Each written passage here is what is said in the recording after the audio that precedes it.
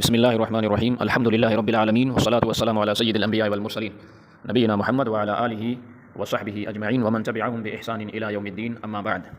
روى مسلم عن عائشة رضي الله عنها قالت كان رسول الله صلى الله عليه وسلم يكثر من قول سبحان الله وبحمده أستغفر الله وأتوب إليه. قالت فقلت يا رسول الله أراك تكثر من قول سبحان الله وبحمده أستغفر الله وأتوب إليه. فقال خبرني ربي أني سأرى علامة في أمتي فإذا رأيتها أكثرت من قول سبحان الله وبحمده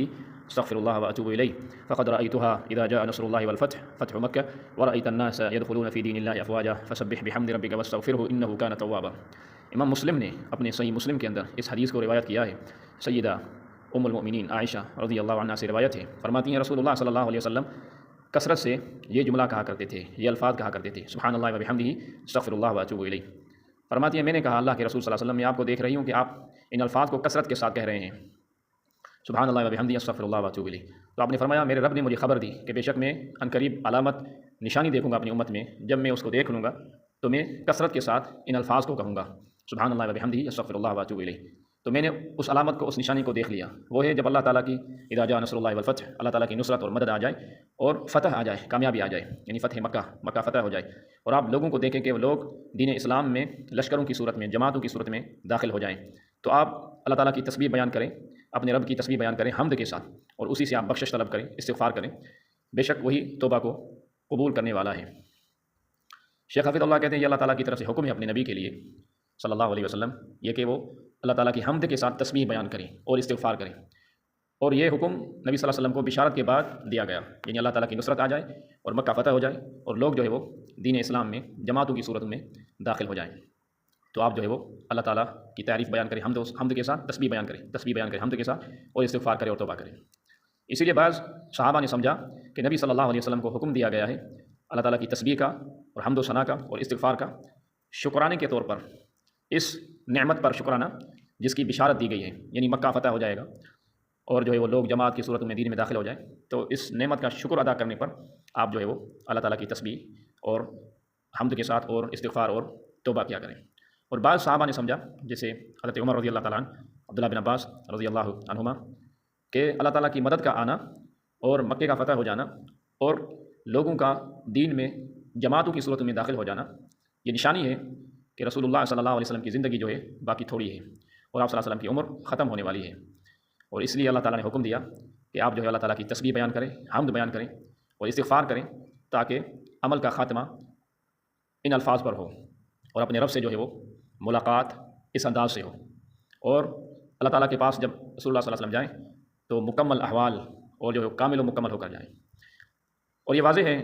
حدیث ام المؤمنین عائشہ رضی اللہ تعالی عنہا میں، اسی لیے بعض جو روایت ہے اس میں فرماتی ہیں قالت کان صلی اللہ علیہ وسلم یکثر قبل موته من قول سبحان اللہ وبحمدہ استغفر اللہ واتوب الیہ. رسول اللہ صلی اللہ علیہ وسلم اپنی وفات سے پہلے یہ الفاظ جو ہے وہ زیادہ کہا کرتے تھے، سبحان اللہ وبحمدہ استغفر اللہ واتوب الیہ. تو اس حدیث کے اندر یہ ہے کہ آپ صلی اللہ علیہ وسلم اپنی وفات سے پہلے کثرت سے یہ الفاظ کہا کرتے تھے. اسی طرح امام بخاری نے سیدنا عبداللہ بن عباس رضی اللہ عنہما سے روایت کی ہے کہ حضرت عمر رضی اللہ تعالیٰ عنہ مجھے جو ہے بدر میں شرکت کرنے والے جو بڑے بڑے صحابہ تھے، بڑی عمر کے صحابہ، ان کے ساتھ داخل کرتے تھے. تو بعض صحابہ نے کہا آپ جو ہے وہ اس نوجوان کو، اس بچے کو ہمارے ساتھ داخل کرتے ہیں اور ہمارے بھی اسی طرح جو ہے بچے ہیں، مطلب کہ ہم اپنے بچوں کو نہیں لاتے. اور حضرت عمر کو کہا کہ آپ جو ہے عبداللہ بن عباس کو، ہم بڑے لوگ ہیں یعنی بڑی عمر والے ہیں سب، تو آپ ہمارے درمیان جو ہے وہ ایک نوجوان بچے کو لاتے ہیں. گویا کہ انہوں نے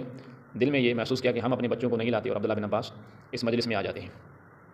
تو حضرت عمر نے فرمایا تم جانتے ہو، مطلب کہ انہ ممن قد علمتم، تم جانتے ہو کہ اللہ کے رسول کے یہ چچا کے بیٹے ہیں اور اللہ کے رسول کی محبت کس قدر تھی. پھر کہتے ہیں کہ ایک دن جو ہے وہ بلایا بڑے بڑے صحابہ کرام کو حضرت عمر نے، اور مجھے بھی بلایا ان کے ساتھ، اور میں نے یہی دیکھا کہ نہیں بلایا مجھے اس دن حضرت عمر نے مگر یہ کہ کچھ دکھائیں ان صحابہ کو میری طرف سے، مطلب کچھ دکھانا چاہتے تھے حضرت عمر مجھ سے ان کو. تو پھر فرمایا کہ تم کیا کہتے ہو اذا جاء نصر اللہ والفتح ورأیت الناس يدخلون، یہ مکمل صورت کیا کہتے ہو اس کے بارے میں. تو بعض صحابہ نے کہا ہمیں حکم دیا گیا ہے کہ اللہ تعالیٰ کی حمد کریں، یعنی الحمدللہ ونستغفر استغفار کریں جب ہماری مدد کی جائے اور جب ہمیں کامیابی ملے، ہمیں جو ہے ہم ملکوں کو فتح کریں. اور بعض نے کہا ہمیں علم نہیں، اور بعض نے جو ہے کچھ نہیں کہا. تو فرمایا ابن عباس کیا آپ اسی طرح کہتے ہیں؟ میں نے کہا نہیں. فرمایا آپ کیا کہتے ہیں؟ میں نے کہا هو اجل رسول اللہ صلی اللہ علیہ وسلم اعلمہ اللہ لہ، یہ اس صورت کے اندر رسول اللہ صلی اللہ علیہ وسلم کی زندگی کا تذکرہ ہے، یعنی اختتام ہے۔ اللہ تعالیٰ نے گویا کہ اشارتاً آپ صلی اللہ علیہ وسلم کو یہ بتا دیا کہ اب آپ کی جو زندگی بالکل قریب ہے، آپ دنیا سے جانے والے ہیں۔ اذا جاء نصر اللہ والفتح، یہ فتح مکہ ہے، تو فذاک علامت اجلک، یہ نشانی ہے آپ کی زندگی کے قریب اور اختتام کی۔ فسبح بحمد ربک واستغفرہ انہ کان توابا، تو حضرت عمر نے کہا میں بھی نہیں جانتا مگر جو ہے وہ تو جانتا ہے، یعنی مجھے بھی اس حدیث کے متعلق، اس قرآن کی آیتوں کے متعلق یہی علم ہے جو تو جانتا ہے۔ تو گویا کہ ان آیات کے اندر جو ہے وہ اشارہ ہے آپ صلی اللہ علیہ وسلم کی زندگی ختم ہونے اور اختتام کا، جو حضرت عمر عبداللہ بن عباس نے سمجھ لیا۔ علامہ ابن القیم رحمہ اللہ کہتے ہیں وَهَذَا مِنْ أَدَقِّ الْفَهْمِ وَأَلْطَفِهِ وَلَا يُدْرِكُهُ كُلُّ أَحَدٍ، یہ ایک گہرائی سے جو ہے وہ سمجھنے والی بات ہے، تمام گہرائی سے، ہر کوئی جو ہے اسے نہیں سمجھ سکتا کہ جو ہے وہ کس طرح آپ صلی اللہ علیہ وسلم جو ہے وہ اس صورت کے اندر کس قدر جو ہے وہ آپ صلی اللہ علیہ وسلم کی جو ہے وہ اشارتاً زندگی کے اختتام کا جو ہے وہ اشارہ ہے، کیونکہ اللہ تعالیٰ نے ان آیات کے اندر جو ہے وہ استغفار کا تعلق عمل سے ذکر نہیں کیا، بلکہ اس کا تعلق جو اللہ تعالیٰ یعنی ایجاد کریں گے، مطلب کہ مکہ فتح ہو جائے گا، لوگ جو ہے وہ دین میں داخل ہو جائیں گے، تو یہ جو ہے وہ استغفار کا سبب تھا، یہ یعنی عمل نہیں تھا۔ تو اس سے یہ پتہ چلا کہ استغفار کا سبب جو ہے وہ یعنی دوسرا ہے کوئی، یہ نہیں کہ اس آیت کے اندر کوئی عمل ذکر کیا گیا ہے، نہیں، بلکہ کوئی اور ہے، اور وہ ہے رسول اللہ صلی اللہ علیہ وسلم کی زندگی کا جو ہے وہ اختتام۔ اور یہ اللہ تعالیٰ کی بڑی نعمت ہے اپنے بندے اپنے رسول پر، جو اللہ تعالیٰ نے توفیق دی، اور ہر بندے کے لیے بھی یہ توفیق ہے کہ اللہ تعالیٰ سے جا کے ملے استغفار کے ساتھ، اور تاکہ پاک اور صاف ہو کے ہر گناہ سے بندہ اپنے رب سے جا کے ملے خوش اور راضی ہو کر۔ پھر علامہ ابن القیم رحمہ اللہ نے فرمایا کہ رسول اللہ صلی اللہ علیہ وسلم تو ہمیشہ اللہ تعالیٰ کی تسبیح اور حمد و ثنا بیان کرتے تھے، لیکن یہاں پر گویا کہ یہ اشارہ ہے کہ جب دنیا سے رخصت ہو رفیق الاعلیٰ کی طرف، تو آپ صلی اللہ علیہ وسلم جو ہے وہ آخری اعمال میں بھی استغفار شامل ہو، تو استغفار کی جو عبادت ہے وہ ایک بڑا مقام ہے، تو اللہ تعالیٰ نے یہ حکم دیا۔ اور اسی طرح جو ہے وہ اللہ سبحانہ و تعالیٰ نے توبہ اور استغفار عمل کے خاتمے میں رکھا ہے، جس طرح حج کے خاتمے بھی استغفار ہے، اور قیام اللیل اس کے آخر میں بھی وبالاسحار هم یستغفرون، رات کے آخری حصوں میں قیام اللیل کے بعد استغفار کرنے والے ان کی اللہ تعالیٰ نے تعریف بیان کی ہے۔ اسی طرح جو ہے وہ نبی صلی اللہ علیہ وسلم جب سلام پھیرتے تھے نماز سے تو کہتے تھے استغفر اللہ 3 بار، اور اسی طرح جو ہے وضو کے بعد بھی استغفار کی دعا ہے اللہم اجعلنی من التوابین واجعلنی من المتطہرین۔ تو اس سے یہ پتہ چلتا ہے کہ توبہ جو ہے وہ مشروع ہے اعمال صالحہ کے آخر میں۔ تو رسول اللہ صلی اللہ علیہ وسلم کو اللہ نے گویا کہ حکم دیا استغفار کا، یعنی تمام اعمال کے بعد جب رسالت کا پیغام پہنچا دیا، آپ صلی اللہ علیہ وسلم نے جہاد بھی کیا اللہ کے راستے میں، لوگوں کو دین مکمل پہنچا دیا، اور لوگ جو ہے وہ دین میں لگاتار لشکروں کی صورت میں داخل ہوتے گئے، تو پھر جو ہے وہ اللہ تعالیٰ نے آخر میں اور اختتام میں استغفار کی جو ہے وہ ترغیب دی۔ تو یہ جملہ جو استغفر اللہ واتوب الیہ ہے، اس میں گناہوں کی مغفرت جو ہے وہ طلب ہے، اور جو ہے وہ توبہ کی جو ہے وہ توبہ کا ذکر ہے، یعنی گناہوں سے طلب اور توبہ۔ استغفار کا بہت بڑا شان اور بہت بڑا مقام ہے، جس طرح علامہ شیخ الاسلام ابن تیمیہ نے فرمایا کہ بندے کو استغفار جو ہے وہ برے اعمال سے نکال کر اچھے اعمال محبوب عملوں کی طرف جو ہے وہ کر دیتا ہے، اور ناقص عمل سے مکمل عمل کی طرف، اور بندے کو جو ہے وہ نیچے سے اوپر کر دیتا ہے۔ تو بندہ جو اللہ تعالیٰ کا عبادت گزار ہے، جس کا اللہ سے تعلق ہے، اللہ کو گہرائی سے جانتا ہے، وہ ہر دن جو ہے وہ بلکہ ہر گھڑی میں ہر لمحے میں وہ اللہ تعالیٰ کے علم کے متعلق زیادہ بڑھتا جاتا ہے، اور اس کو بصیرت آتی جاتی ہے دین کے اندر بھی اور عبودیت بندگی کے اندر بھی، یہاں تک کہ وہ پاتا ہے اپنے کھانے کے وقت، اپنے پینے کے وقت، سونے اور جاگنے کے وقت، اپنے کاموں میں، اپنی باتوں میں، ہر جو ہے وہ لمحے میں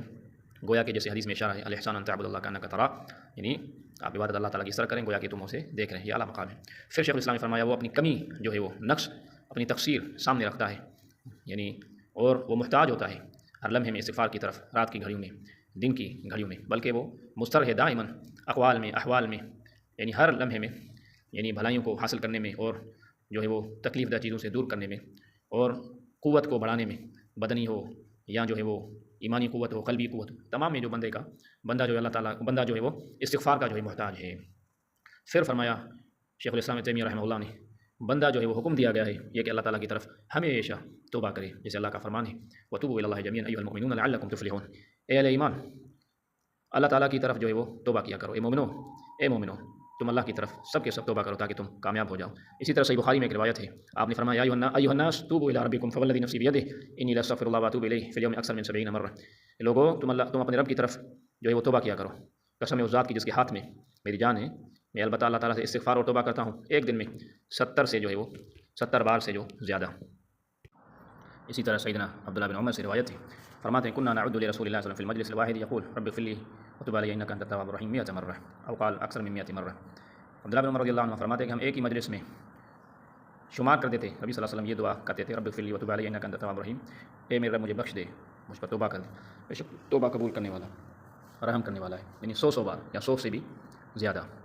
تو رسول اللہ صلی اللہ علیہ وسلم یہ کثرت سے کہا کرتے تھے۔ اور اسی طرح اللہ تعالیٰ نے حکم دیا اپنے بندوں کو کہ عمل کا جو خاتمہ ہے وہ نیک اعمال کے ساتھ ہو، استغفار سے ہو۔ تو نبی صلی اللہ علیہ وسلم جب سلام کہتے نماز سے تو استغفار کرتے تھے 3 بار۔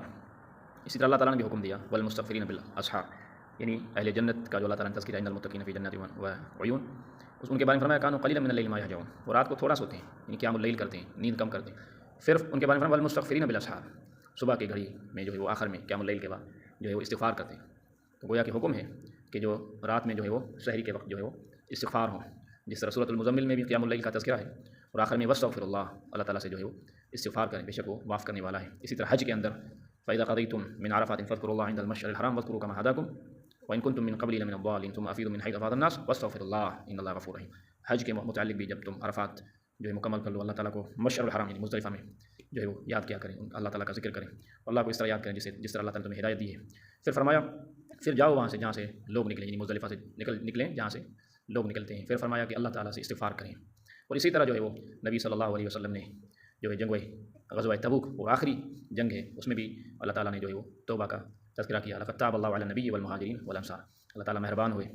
جو ہے وہ نبی صلی اللہ علیہ وسلم اور مہاجرین اور انصار پر، گویا کہ اس لفظ میں تاب میں اس کا جو ہے وہ تذکرہ ہے۔ تو یہ جو صورت ہے اذا جاء نصر اللہ والفتح ورأیت الناس يدخلون فی دین اللہ افواجا فسبح بحمد ربک واستغفرہ انہ کان توابا، اللہ تعالیٰ کا حکم ہے کہ جو عمل کا خاتمہ ہو تسبیح اور استغفار کے ساتھ۔ اسی طرح جو ہے صحیحین بخاری مسلم میں سیدہ عائشہ رضی اللہ عنہ سے روایت ہے، نبی صلی اللہ علیہ وسلم رکوع اور سجدوں میں یہ دعا کیا کرتے تھے، سبحانک اللہم ربنا وبحمدک اللہم اغفر لی، یہ تھا اول القرآن، یعنی قرآن میں آپ صلی اللہ علیہ وسلم کو حکم تھا تو آپ صلی اللہ علیہ وسلم رکوع میں گویا کہ قرآن کی تعویل اور تفسیر کرتے ہوئے یہ دعا کیا کرتے تھے۔ اسی طرح ایک بڑی دعا پہلے دعا میں گزری تھی، نبی صلی اللہ علیہ وسلم جو دعا کیا کرتے تھے اللہم اغفر لی خطیئتی وجہلی واسرافی، تو اس میں بھی جو ہے گناہوں کی معافی کی دعا ہے۔ اسی طرح سیدنا ابوبکر صدیق رضی اللہ تعالیٰ عنہ اللہ کے نبی سے کہا مجھے ایسی دعا سکھائیں کہ میں نماز میں وہ دعا کیا کروں، تو آپ نے فرمایا یہ دعا کیا کریں اللہم انی ظلمت نفسی ظلما کثیرا ولا یغفر الذنوب الا انت فاغفر لی مغفرۃ من عندک وارحمنی انک انت الغفور الرحیم۔ تو اس دعا کے اندر بھی مغفرت کا جو ہے وہ تذکرہ ہے، اور مغفرت جو ہے وہ استغفار کے ساتھ اس کا جو ہے مغفرت کا بھی تعلق ہے۔ تو رسول اللہ صلی اللہ علیہ وسلم جو رسولوں کے امام اور موحدین کے لیے نمونہ اور جو ہے وہ قائد، آپ صلی اللہ علیہ وسلم بہت کثرت سے استغفار و توبہ کرتے تھے، حالانکہ آپ صلی اللہ علیہ وسلم کے اگلے پچھلے تمام گناہ جو ہے وہ اللہ تعالیٰ نے معاف کر دیے، جس طرح اللہ نے فرمایا لیغفر انا فتحنا لك فتحا مبینا لیغفر لك اللہ ما تقدم من ذنبك وما تأخر ويتم نعمته عليك ويهديك صراطا مستقیما۔ تو اس آیت کے اندر یہ ہے کہ اللہ تعالیٰ نے اگلے پچھلے تمام گناہ معاف کر دیے، پھر بھی اللہ کے رسول صلی اللہ علیہ وسلم کثرت سے جو ہے وہ استغفار کیا کرتے تھے۔ اسی طرح سیدہ عائشہ رضی اللہ عنہ فرماتی ہیں رسول اللہ صلی اللہ علیہ وسلم جب نماز میں کھڑے ہوتے تو آپ صلی اللہ علیہ وسلم کے قدم مبارک جو ہے وہ سوج جاتے حتیٰ